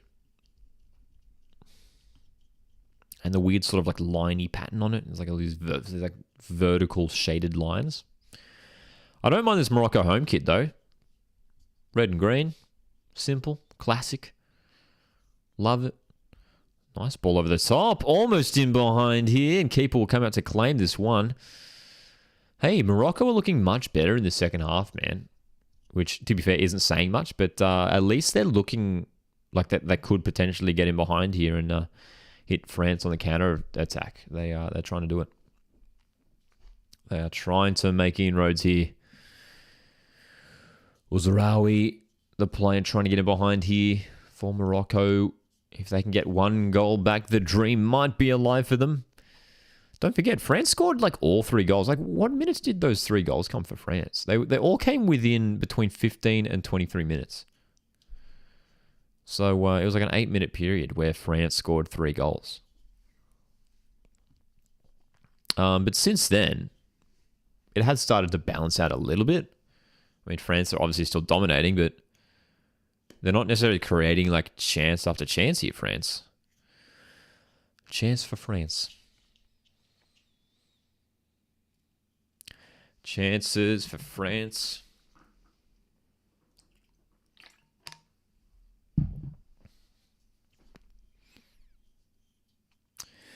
Aussie says, do you remember how Western Sydney were complaining about having having the away third Sydney derby for 2 consecutive seasons? Does that mean the draw is rigged to have... Let me expand the chat here. I can't read that full comment. Is the draw rigged to have 3 Sydney derbies each season? Does that mean the draw is rigged to have 3 Sydney derbies? We usually do have 3 Sydney derbies every season. I do remember there was some sort of situation like the Wanderers CEO was complaining about it, and they had last season there were 2 derbies at Allianz Stadium, the home Sydney FC. It should be balanced out, you'd imagine, right? It should be balanced out just to keep it fair, right? Usually with the derbies, they take turns, you know. One team gets 2 home derbies and then they alternate. The other team will get 2 home derbies and it should balance out. I think that would be fair and just to do.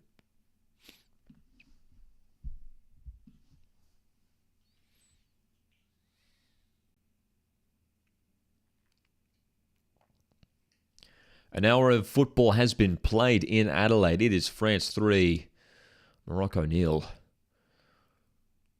France haven't had too many clear-cut opportunities in this half, man. It's been much more evenly contested.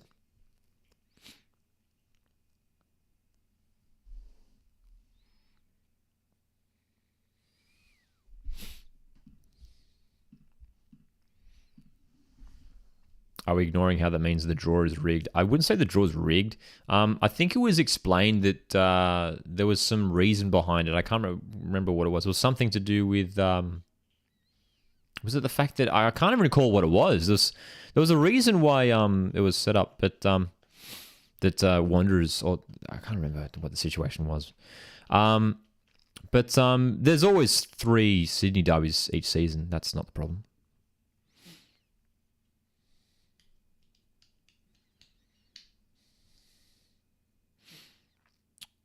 France with an opportunity to break. Going through the middle now, Diani. Space on the right here for Dali. Crossing. Oh, there's someone. Dude, the keeper. I love this Moroccan keeper, man. And Richie, the keeper for Morocco, just goes flying out at every opportunity. Completely missed that ball, but fortunately, Le Sommer stumbled as the ball came to her feet there.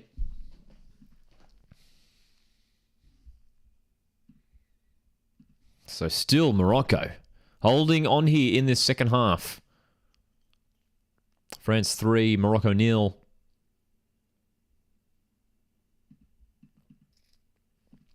Morocco trying to get it down the right-hand side. Can't keep that ball in play. I like this energy and enthusiasm from Morocco, man. It's good. As France prepare their first change of the game. It's Béchot set to come on here. Vicky Béchot. Fresh legs.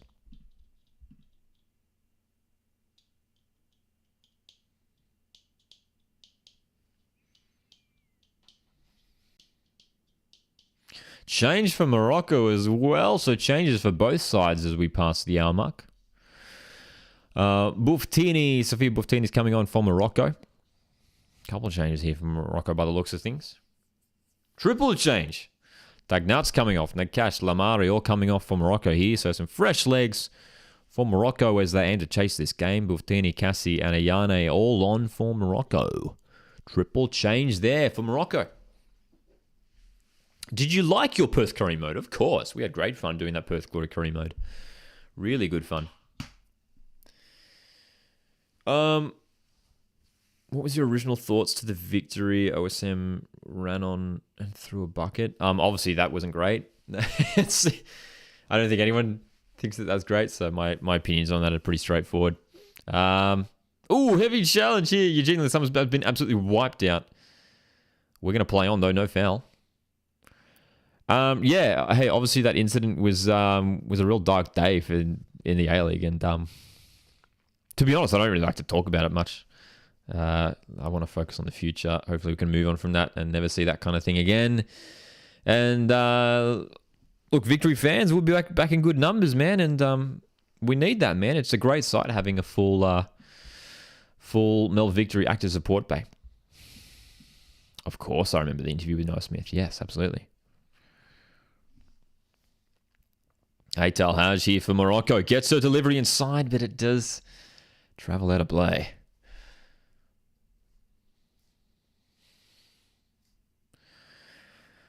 So down that right-hand side, Morocco seem to be making some decent inroads. Maybe they're looking to exploit a weakness here in this French backline. It's been several occasions in the second half. Morocco have been looking to go down the right, but now they look to move down the left wing. Oh, nice flick. Really nice play. Trying to get around Béchot here. And Morocco have a thrown in a really, really good position. Redouani, well done. The left back needs to find a teammate here from this throw. Goes short. She's offside. What is she doing? Redouani started moving forward there. It was quite clearly an offside position, but is that a corner? What a piece of footwork, though. There's a little Flick behind the leg. Really nice. Really, really nice. Dude, they keep showing the same like group of Moroccan fans. Like there's like these 4 Moroccan fans they keep zooming in on, showing on the broadcast. Moroccan first corner of the game, and that'll be taken quite easily by the goalkeeper. And quite bizarre here from Benzina. She's a centre-back. She's a centre-back, and she's up there standing right in front of the French goalkeeper. And not often you see that, especially from a central defender. Usually that's the job of the striker who can be up there to do that kind of thing. Aussie says, I'd prefer victory back at Marvel. Then all 3 Melbourne teams get their own grounds. Yeah, I mean, I wonder what Melbourne Victory fans prefer. I'm not sure. I'm not sure. I feel like that they probably would prefer Amy Park. You know, it's a true rectangular stadium.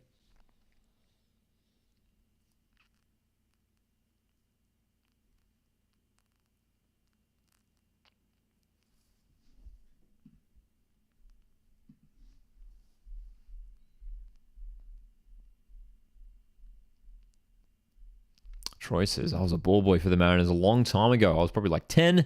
We played Adelaide. Nice.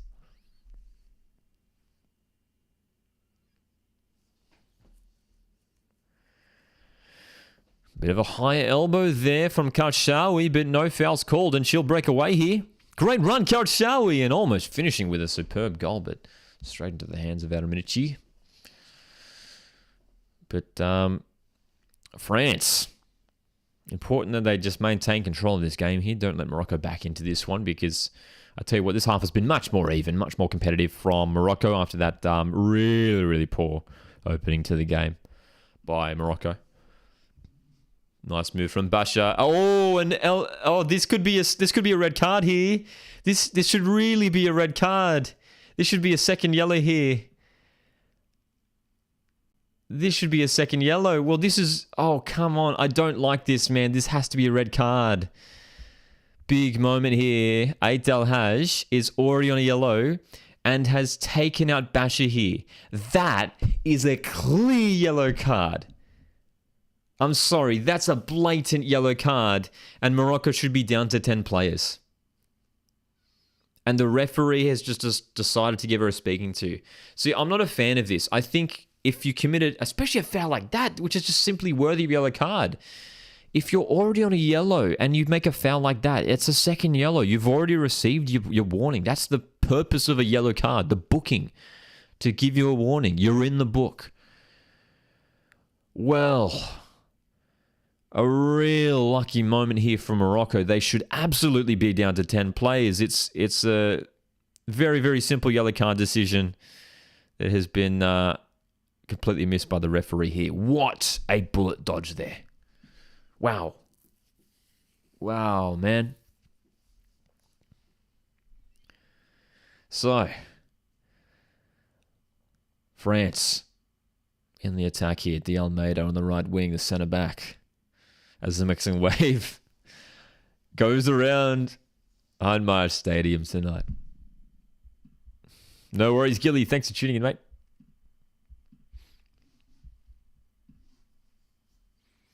Somewhere inside for Giotto. Passes just behind her.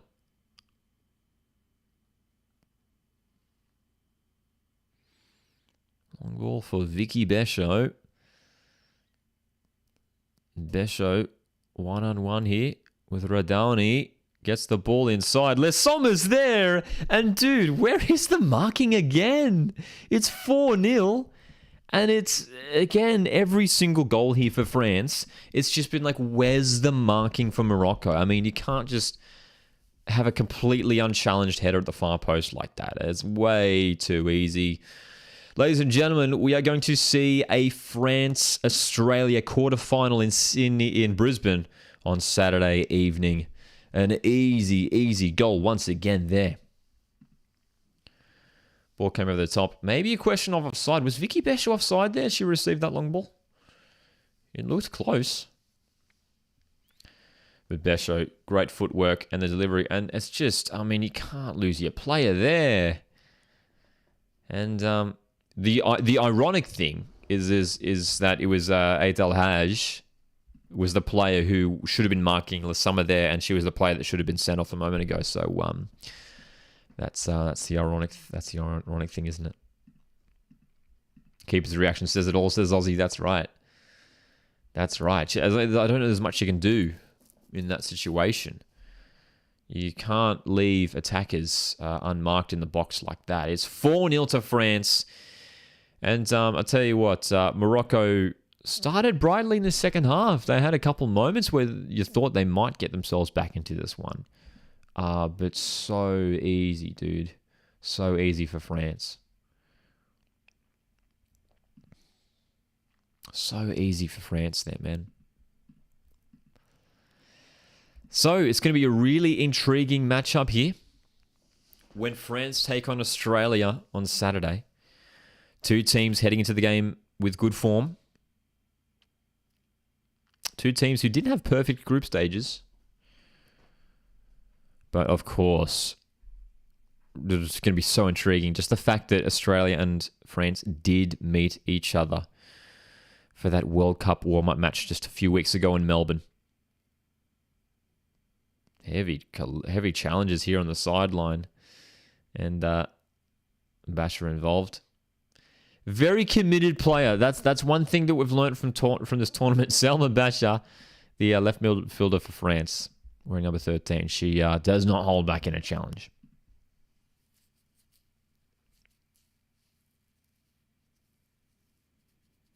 Missed all the goals, even though I'm watching the match.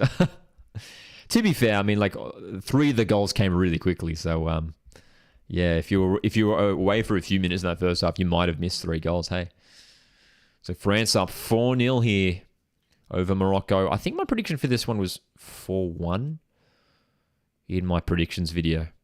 It was either 4-0 or 4-1. I did call 4 goals for France, but I think we could be set for more tonight. There is enough time for France to extend this lead even further. Dude, again, it really bothers me that the referee didn't award that second yellow card. Sorry to hamper on again on it, but I just get frustrated. I think, for me, I don't know if you guys are of the same opinion, but if you're on a yellow card, if you commit another foul, I think you should be receiving a second yellow card and off the pitch. I don't know if that's too harsh to call. But if you're on a yellow card, there has to be more punishments for, especially the foul itself was an easy yellow card anyway. Well, there was no question about it anyway. But I think if you're on a yellow card and you commit another foul, if you take out a player, then you should be sent off. Because the whole purpose, otherwise, here's the thing, right? Otherwise, it's like it completely depletes the importance of yellow cards. Well, what's the point in getting booked in the first place? If you commit another foul, it won't matter anyway. You know, it's leaving the door open for players who are booked to just keep committing these professional fouls because they might not get picked up. There's no point. We might as well just not have yellow cards if that's the way we're gonna play. There's someone looking to go long range here, catch the keeper out, gets blocked.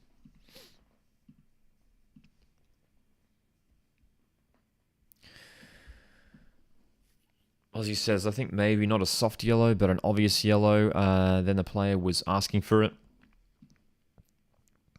Both that second challenge was well deserving of a yellow card on its own for sure. I mean, Basha got the ball around her. She poked the ball away, went to run down the wing, and she's just blocked by Eid Al Haj. She's already on a booking. It's crazy, man. I can't believe it. Dali. What we do know now with Eid Al Haj, if she commits another foul, she'll be off for sure. She's received a yellow card and they're talking to after that. Another foul and she's off for certain, right? And you can't have another warning after that. 15 minutes remaining in this contest. France 4, Morocco 0. France are destined for a quarter-final matchup with Australia. And a foul on Le Sommer here in the offensive half of France. So that's 2 goals for Eugene Le Sommer. 1 goal for Danny, 1 goal for Dali for France. This could well be the lineup that we see for France as well in this in the upcoming quarterfinal against Australia. This is pretty much full strength. No Mayala Kra tonight for France. She is on the bench. But when you look at that lineup here, which is tonight has been a 4-4-2.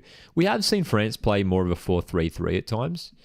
But this pretty much has been a 4-4-2 with Lessoma maybe just playing just off the shoulder of Diani. Aussie says 13,557 in attendance. Pretty good. Very good indeed from Adelaide. Really solid crowds in Adelaide. Really solid crowds all over Australia for this tournament, that's for sure.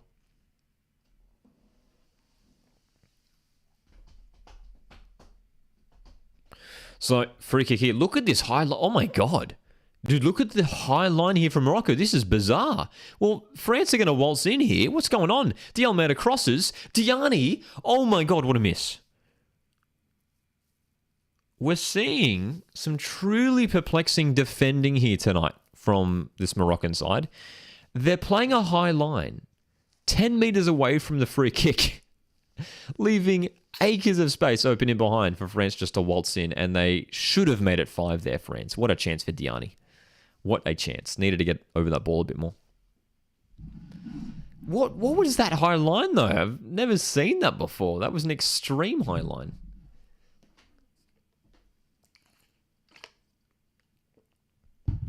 Anyway, they almost got caught out. In 10, 15 years, could you see comeback expanding? I don't think so. Yeah, I don't see it. I think there's no need to as well. I think when you've got a capacity of 30,000, it's a solid that's a solid number, isn't it? And Wanderers at the current stage are nowhere near feeling it at the moment. Hopefully they will get there soon enough. We just had a foul throw, ladies and gentlemen. Not often we see foul throws in the tournament, but it was a blatant foul throw too. That was a lifted leg from left back Radowny.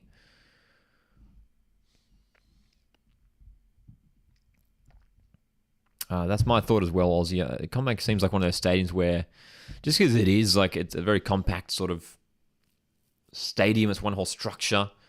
Unlike, McDonald Jones Stadium or even Industry Group Stadium. It seems like one of those stadiums where, like, they'd probably have to knock it down if they did want to rebuild it, and I can't see that happening anytime soon.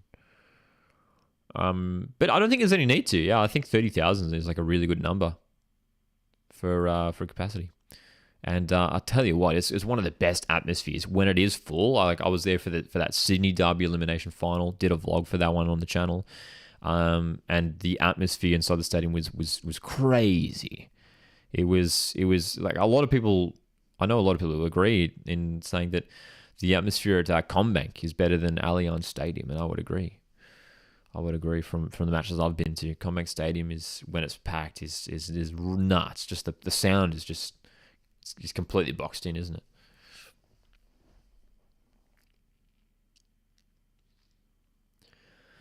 Just over 10 minutes remaining in Adelaide. Any more goals remaining in this one?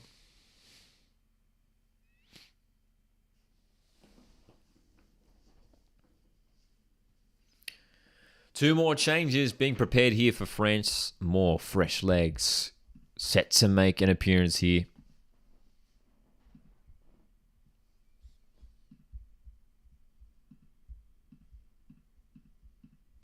Lockie, who do you think will play in the Australia Cup final? I reckon West United v Central Coast Mariners. Would love to see it. Would love to see my Mariners there once again. It's always tricky with the Australia Cup, and that's the beauty of it as well. I mean, it's a little bit easy predicting the A-League with it being a league competition.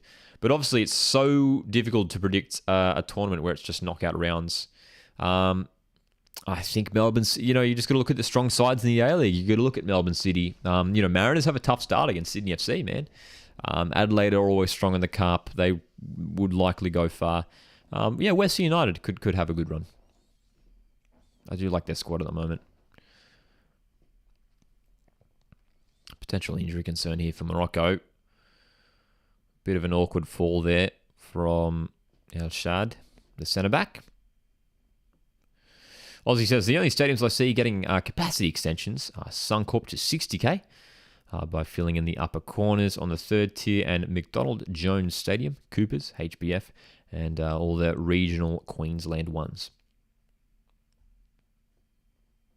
Yeah, I could totally see, I could see McDonald Jones Stadium expanding. I mean, the hills behind the goals are cool, but I feel like if they did expand, they probably would just sort of build, the stands to go all the way around on those hills. But they probably don't have to. Again, I don't we don't necessarily have to increase the capacities of any of these stadiums, especially in regards to the A-League when we're nowhere near filling any of these stadiums yet. So I think we should only be considering expanding when we start filling the stadiums, man. Otherwise, as we know, a smaller venue, even if it's a 5,000 person venue, if you get that full of 5,000 fans, that's way better than 5,000 fans in a 20,000 seater stadium.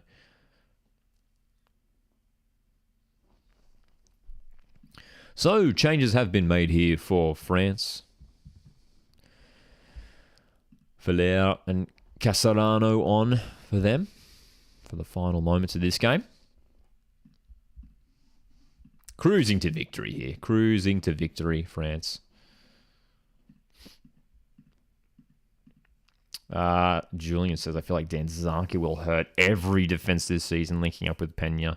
Oh, there's a serious... If they get their chemistry going early, there's a serious chance that they could be one of the best partnerships in the A-League this upcoming season. I mean, two players who have proved themselves to be really, really classy, players at A-League level. And I'm still so impressed the fact that Western have recruited both of them. If my club managed to recruit both Danzaki and Pena, I'd be ecstatic. So some defensive signings needed still for Western, but I like it. And Angus Thurgate in midfield. I mean, that's a great pickup as well, isn't it? How good is Angus Thurgate joining Western United? There's a good team being built there in the west of Melbourne by John Aloisi. Offside call there probably on Radowny, who is again doesn't seem to be aware of straying offside here. That's a couple times that's happened here tonight.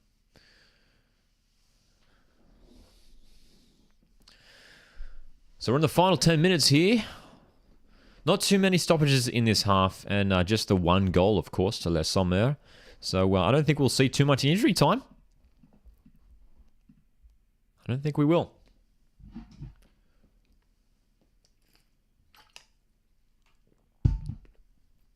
This concludes a massive run of live watch-alongs for the round of 16. We'll be doing live watch-alongs for a bunch of quarter-final matches, hopefully coming up this weekend.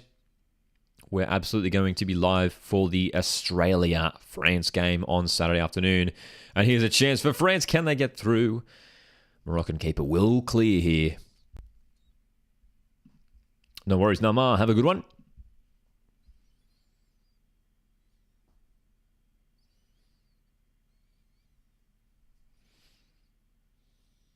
France winning the ball back high up the park here. Chance down the left. Basha needs the correct delivery. The cutback, I didn't mind the idea, but the execution wasn't quite there. There's not enough power on that cutback. And Morocco on the counter-attack here. Can they find their goal in this round of 16 contest? It's a great run through the middle. And the pass, again, the idea was there, but it was cut off in the end. Alrighty. Not long to go here. 5 minutes remaining in regular time. France 4, Morocco 0. It's been a pretty comprehensive performance here. When we take a look at the stats, it sums up the story. 15 shots for France. Just the 5 on target, though. Only 1 shot in this contest for Morocco. And 76% possession for France. They have dominated. And, hey, could have easily scored more goals tonight. But 4 will do the job tonight to get through to the quarterfinals to face Australia. So, such an intriguing matchup. Australia-France on the weekend. 4 epic quarterfinals, man. We are down to the last 8 teams. Spain, Netherlands, Japan, Sweden. And then we have Australia v France, and then England v Colombia. Those are the 8 teams remaining in this tournament. Again, if I had to call those semi-finals, I see Spain, Japan being that first semi in New Zealand, and then I'll tell you what, I'm going to back Australia to get through against France. It's going to be the toughest test of this tournament so far for Australia, but with the way we're going and with Sam Kerr getting minutes in the last game and coming back, I think Australia will get through. I'm backing Australia to get through. I think we will get through. I'm going to say 2-1 at this early stage. And from there, I think England will get through over Colombia. So if I had to give you an early semi-final prediction, I can see Spain, Japan, and then England, Australia. And my goodness me, what a matchup that would be. England, Australia in a semi-final in front of a packed stadium in Sydney. That would be epic. Absolutely epic.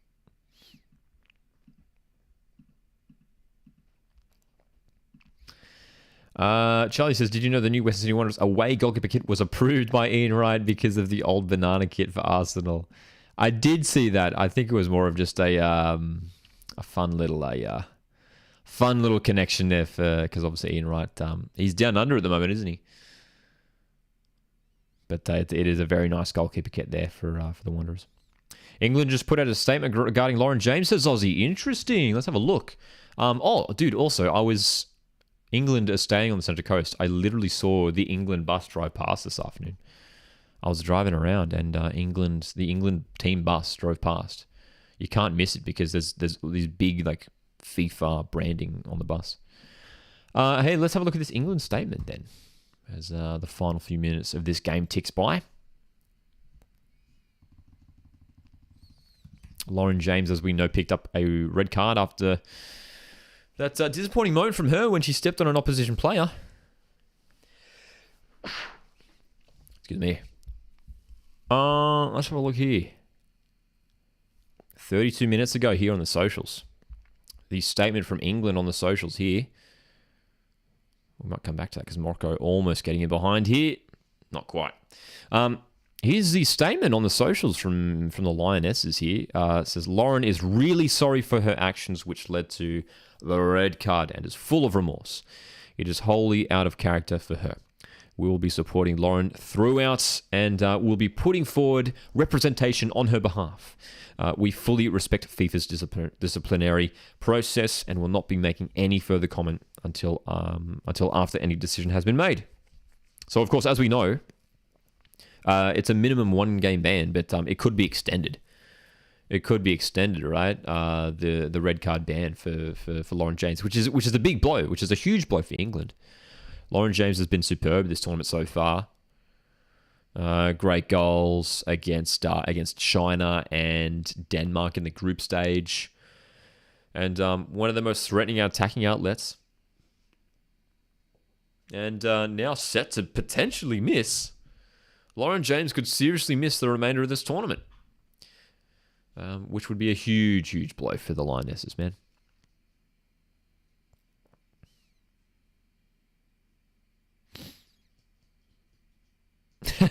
Fair enough, Charlie. I do like the Wanderers goalkeeper kit. I think it's unique. I don't mind going for those interesting designs for the goalkeeper kits. I think Sweden, England, Netherlands v Spain, and France will advance to the semi-finals. If you had to pick between Netherlands and Spain, who would you go for?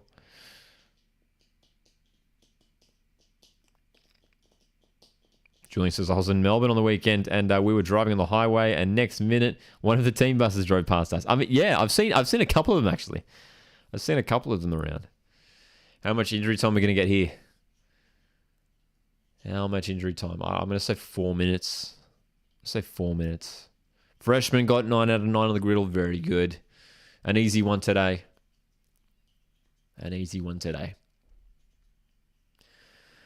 I'm going to say we get 4 minutes of added time here to match the 4 goals that France have put away comfortably against Morocco tonight. It's going to be 3. Wow, okay. So some of the injury time that have been given has been quite interesting. It almost seems that like when the game's pretty level and like, you know, it's still going pretty strong, they seem to push a higher number.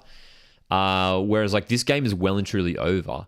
And there could have been definitely more than 3 minutes added. There have been a couple injury stoppages and many substitutions. And yeah, we got 3 minutes. Got 3 minutes. There you go. Charlie's saying 6. There you go. Yeah, I thought at least 4, but we got 3 minutes, which is very short for a second time period. That's right, Ronan. A rematch against the French. We are set for an Australia-France quarterfinal set to be played in Brisbane. And another foul throw. Well, the referees missed that one somehow. A very clear foul throw there from Radowny, who was... it's not the first time it's been a foul throw from her tonight.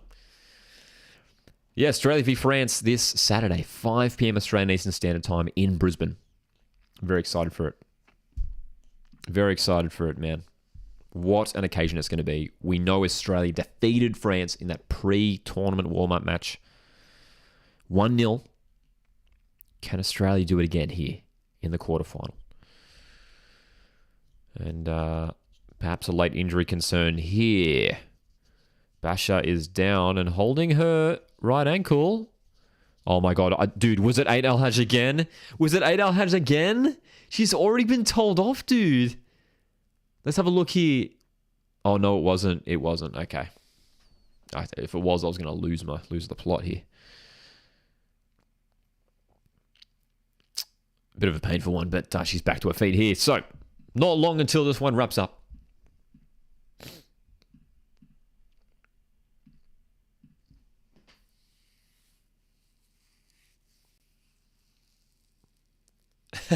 Aussie says, how can you be in the last 16 of the World Cup and still giving away foul throws? Well, again, I mean, like, nothing against Morocco at all, right?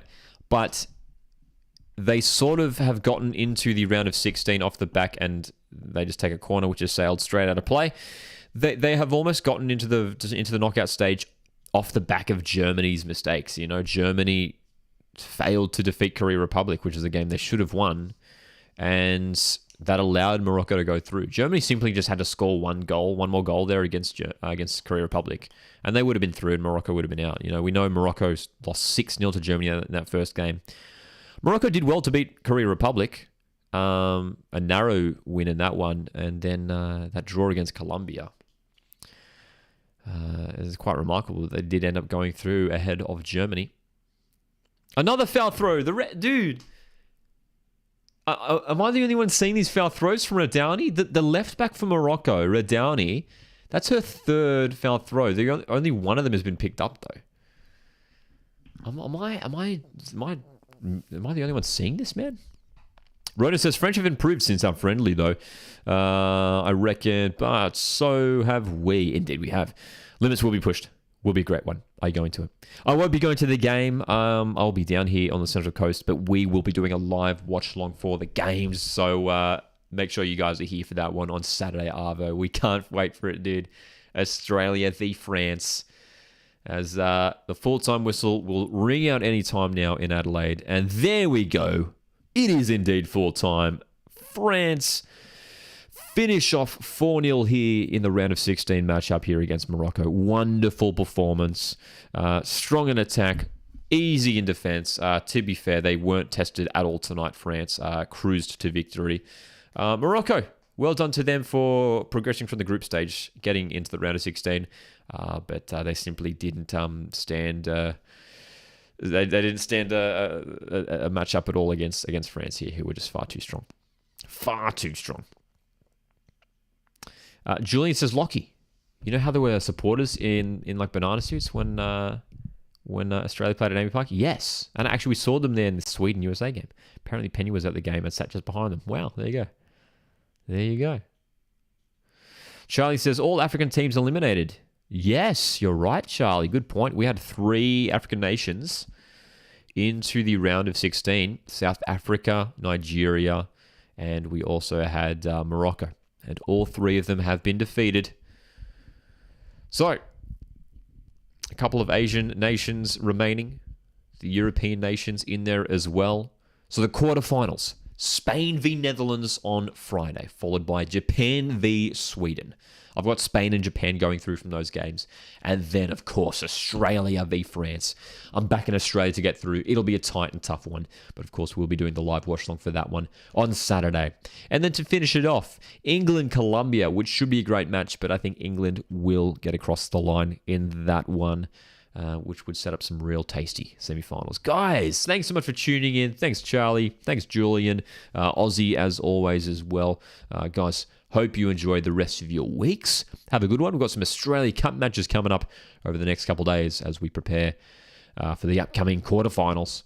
Once again, guys, thanks so much for tuning in. My name's Lockie. This is Coastward Football, and I'll catch you guys in the next one. Cheers.